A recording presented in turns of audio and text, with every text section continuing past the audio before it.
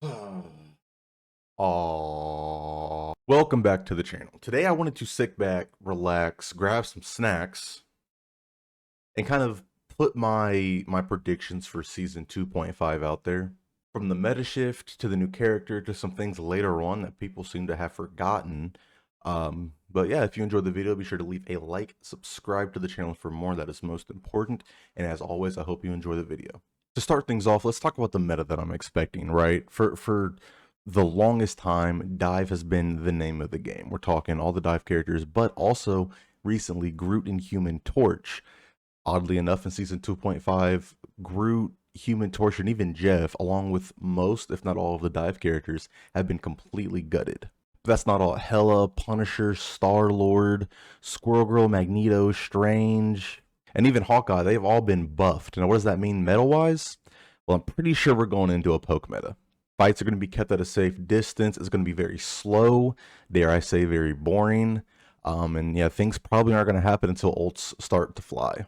Vanguard players, this is going to be that time for you to pick up that Vanguard that you've been wanting to learn. Now, why do I say that? Because we may have the least amount of impact in a poke meta, in my opinion.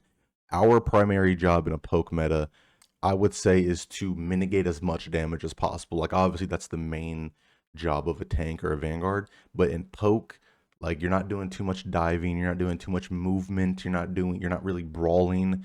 You're just sitting back, covering for your team, and trying to enable your DPS to get an early pick. That's bare bones what poke is. Now, moving on from the meta, let's go ahead and talk about the newest strategist character. Let's go ahead and talk about Ultron. Now, I'm not gonna lie, I have been up and down with this character. Originally, before we saw any gameplay, I thought he looked, based on the leaks, I thought he looked fun, he looked cool, he looked interesting, he looked new, he looked like he would play different than any other strategist in the game, right? So that idea was I was very open to that.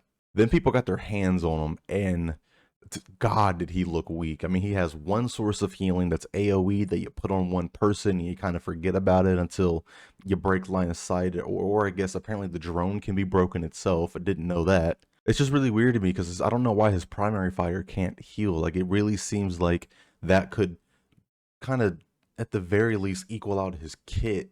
His ultimate's a hot topic. I personally don't mind it being really weak on the damage side of things because you don't want your support characters to feel like DPS characters. Like, you just don't. Like, that's not going to be healthy in the long run. So the fact that it puts out the healing numbers that it does, I think it's really, really good. I've seen a video not too long ago where someone was comparing the healing per second numbers, and I think Ultron does more than Mantis, Invis, Luna, like all the big AoE healing circles. You know, I'm pretty sure, well, according to his video, that Ultron does more than all of them by a significant margin too. However, that aside, it just seems like there's clearly better options. I'd rather have and or play any other strategist in that role just because in terms of a single job or even just all of them together, he might do them worse than any other strategist. I thought he was going to be dead on arrival. But now I'm thinking he might be perfectly balanced. Now hear me out. Maybe it isn't that Ultron is weak. Maybe, just maybe, his competition is too strong.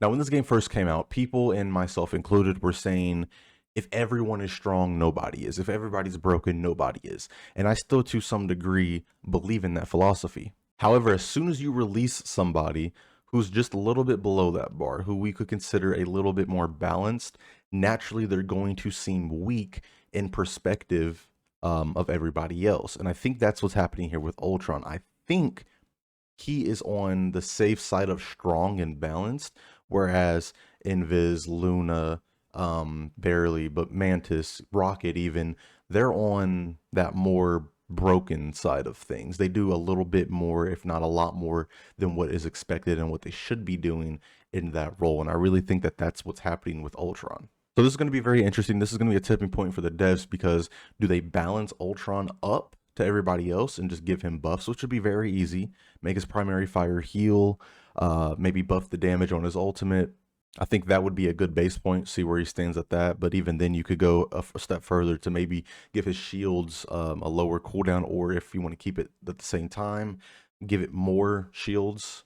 Or on the flip side of that, they could nerf all the other strategists. And I think that would be probably the smartest move. Bring down, um, Luna's ultimate duration, maybe some Loki tweaks because Loki's a little broken, and just kind of rein everybody else in. I think that in the grand scheme of Ultron, they wanted to make a strategist that would appeal to Duelist, and they did their job. Like his damage is fine, his damage is there. The only thing is, I think he'll only work in two situations. One with Iron Man. That Iron Man team up is really good for him. I don't really see him working without it. However, like I said, there's two options. Option two would be in a triple support comp, just because someone can pick up for your lack of healing, and you can do a decent amount of damage to make that work. And then lastly, there's a couple things that have kind of stopped getting pressed that I want to go ahead and bring up.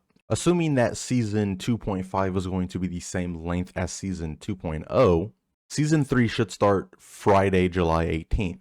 This will be the start of the new monthly schedule for character releases, which means that we'd get that new character in July, and then every month there so on. Now, why does this relate to season 2.5? Well, because somewhere down the line, somewhere down the road, we're going to be getting new character trailers, and then a step further, possibly hints towards the season 3 theme. Very big news, and then we can expect that every season there on out, we're going to get a character release, and then it hints towards the next character, and then eventually the character trailer. That every month is essentially going to be two character dopamine rush out of the freaking. It's going to be crazy. It's going to be fun. I'm going to enjoy that. Also in 2.5, we're getting the new game mode, which looks interesting enough for me to want to try, see if it sticks around. And then we're getting that new Arcoa map, which honestly looks really cool. I like the dark theme. I like how opened some of the spots looked. I like the long hallways going up. I liked the entire look and vibe and feeling of it. We're also getting some insane cosmetics. That Magneto one, need that immediately. That Storm one, I don't play it, but I'm considering getting. Well, I'm going to get that battle bundle or whatever it is. So whatever is in that, I'm going to get. But that Storm one's really freaking cool. There was a third one off the top of my head. I can't remember. Oh, the Foundation, the Future Foundation or whatever for the Fantastic Four and Spider-Man. All of those look really cool. All of it looks sick. I'm very excited. So when it's all said and done, like season 2.5 ultimately and just appears to be a fresh coat of paint. Different, new, fresh look, but it's the same machine. That's all I have for you guys today. Thank you so much for watching the video. I appreciate your time. If you enjoyed, be sure to subscribe to the channel for more. Comment your thoughts down below, and I will be sure to reach back out to you guys. As always, I appreciate you. I appreciate your time. And yeah, I will catch you guys in the next video.